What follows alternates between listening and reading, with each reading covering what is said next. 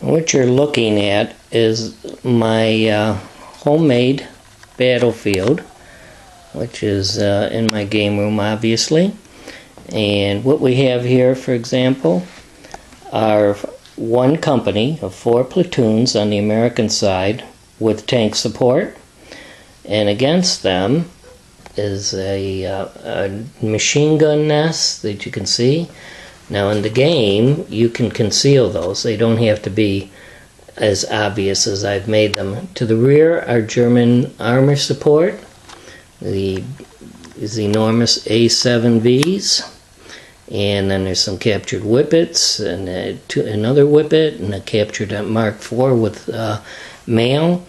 And along the trench line, if you notice, there are not a lot of men in the forward trenches, because that's where the bombardment would happen.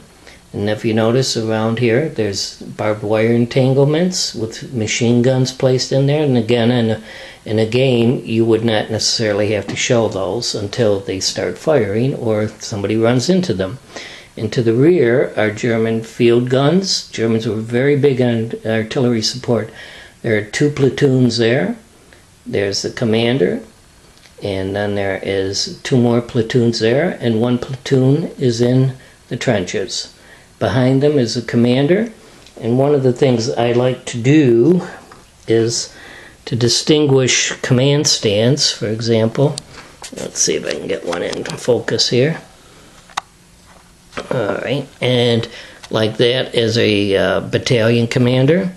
And for the companies, I like to use 2 figures, if I could get them in range here, for your platoon leaders, okay, and company leaders. Sometimes I use 3 figures. For guns, I use the, let's see here, there we go. That's a 37mm gun, it has a crew of 2. That's back here is a machine gun emplacement, 3 figures.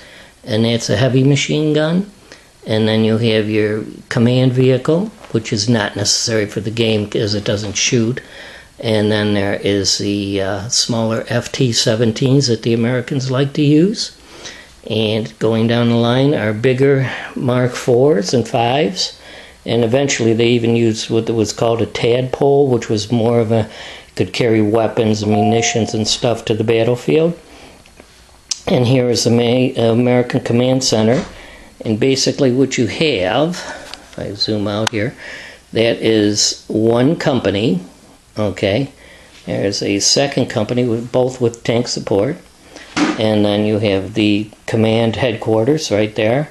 And then another company.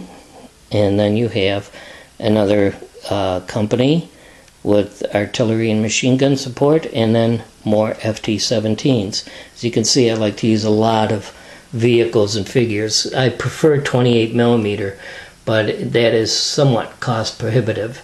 And in the next frame, when I do a continuation of this, we'll go over the German side.